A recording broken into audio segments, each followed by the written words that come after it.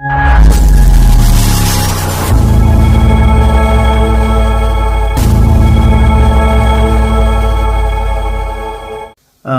जी, आज आप नमो medical college Silvassa स्थित गए थे, वहाँ आप विजिट करने गए थे, क्या क्या उद्देश्य क्या था आपका? एक्चुअल में मैं नमो मेडिकल इसलिए गया था कि अभी कुछ समय से लगातार ऐसे अभिभावक जिनके बच्चे नमो मेडिकल में पढ़ रहे हैं, उनके अभिभावक मेरे पास बार बार आ रहे थे और शिकायतें कर रहे थे कि वहाँ पर जो पानी की व्यवस्था है वो पानी की व्यवस्था बराबर नहीं है, या तो लाल पानी कभी निकलता है, लाइटें चली जाती है। बोले एग्ज़ाम के टाइम पे लाइटें चली जाती है वहाँ हॉस्टल में, तो घंटों घंटों तक लाइट नहीं आती और एग्ज़ाम की प्रिपरेशन में बच्चों को तकलीफ आती है। वहाँ की खाने की दिक्कत थी, फैकल्टी को लेकर बातें आती थी, और सबसे दुखद और गंभीर बाबत थी जो हमारी पीजी की सीट 26 जितनी सीट जो दमनदीव के लिए बढ़ाई गई थी, जिसमें SC ST OBC तक की रिजर्व सीट भी ऑल इंडिया के लिए ओपन कर दी गई है।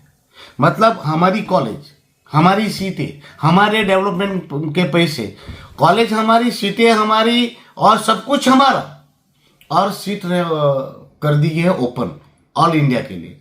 मतलब SC ST और OBC के लिए भी ओपन। तो हमारे बच्चों को कहाँ उनका हक और अधिकार मिलेगा? हमारी कॉलेज में हम क्यों ओपन में जाए? ये बात मुझे वहां जानने को मिली और वो बहुत ही गंभीर और दुखद है। और वहां पर मुझे जानने को ये मिला कि उन्होंने कहा भी कि ये क्राइटेरिया जो है वो हमारे दमनदीव और दादरा नगर हवेली के बच्चों को लेकर बनाया जाए, ताकि ये सीटों का बेनिफिट हमारे दमनदीव और दादरा नगर हवेली के बच्चों को मिले। पर यहाँ के अधिकारियों ने ऐसा कहा कि नहीं, इसको ऑल इंडिया के लिए इस साल खोल दिया जाए। मतलब पर्टिकुलर लोगों को ये सीट बेचने का कारस्तान किया जा रहा है या षड्यंत्र किया जा रहा है, ऐसा मुझे लग रहा है। यानी इसमें लाखों करोड़ों रुपया का कौभांड होने की मुझे शक्यता लग रही है। तो मैं आज वो भी जाना कि ये अगर हमारी सीटों को अगर बेच दोगे तो हम अगर जानकारी नहीं रखेंगे तो कौन रखेगा। तो आज मैं मंत्रालय में भी लेटर लिख रहा हूँ और अधिकारियों को भी कह रहा हूँ कि ऐसी गुस्ताखी मत कीजिए कि ये दमनदीव के हक और अधिकार, दमनदीव और दादरा नगर हवेली के लोगों के हक और अधिकार की सीटें हैं, उसको बेचे ना, और हमारे दमनदीव के लोगों को ही इसका फायदा मिलना चाहिए। साथ में मैंने वहाँ पर देखा तो पानी की समस्या है। अभी तक मुझे ऐसा नहीं लगा कि वहाँ पानी की समस्या है। वहीं मधुबन डैम है, थोड़ी प्रॉब्लम होगी, उस पर मैंने डिस्कस किया है कि कैसे उसको निपटारा किया जाए, और उन्होंने मुझे आश्वस्त किया कि ये समस्या नहीं रहेगी। साथ में लाइट के लिए मैंने बोला अगर वहाँ पर हॉस्टल में लाइट ज़्यादा जा रही है, मुझे आपको पता ही है टोरेंट आने के बाद ये समस्या आई है, तो उनको मैंने कहा कि डीजी लगा दिया जाए, और उन्होंने बोला कि डीजी है तो वो प्रॉब्लम नहीं है, पर कभी कभी डीजी में भी प्रॉब्लम आ जाती है, तो अब ये प्रॉब्लम होती है। तो मैंने उनको ये बोला है कि वहाँ सौर ऊर्जा का भी व्यवस्था रखा जाए ताकि बच्चों को ये लाइट की प्रॉब्लम ना हो। साथ में ये प्रॉब्लम एक और थी जिसमें हमें संज्ञान लेने की आवश्यकता थी। एक है कि फर्स्ट ईयर और सेकंड ईयर में जो फैकल्टीज है वो कहा जा रहा है कि MBBS नहीं है। यानी वो अगर MBBS नहीं है तो MBBS बच्चों के कैसे पढ़ाएंगे?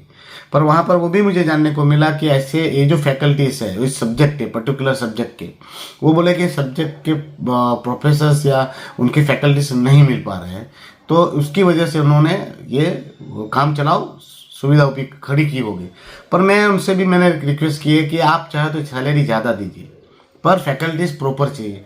ये मेडिकल फील्ड है, डॉक्टर बना रहे हैं तो डॉक्टर बनाना है हमें, तो ये ऐसी लापरवाही नहीं बरतनी चाहिए। तो उन्होंने विश्वास दिलाया कि वो हो जाएगा। और मैं दमनदीव के प्रशासन से भी और दमनदीव के जो भी इस मेडिकल फील्ड को चला रहे हैं उनसे विनती करता हूँ कि ये रेगुलर भर्ती की जाए। बोले कि वहाँ पर दिक्कत आती है कि 2 साल में जितने भी फैकल्टी आते हैं वो बदल जाते हैं, चले जाते हैं। फिर मैंने उनकी सैलरी के लिए भी बोला कि भाई रेगुलर सैलरी दीजिए। इंटर्नशिप में भी सैलरी टाइम पर नहीं मिल रही थी, तो वो भी बात कही। कैंपस भी देखा, कैंपस में खेलने की कूदने की तो व्यवस्था बिल्कुल मुझे अच्छी दिखी नहीं।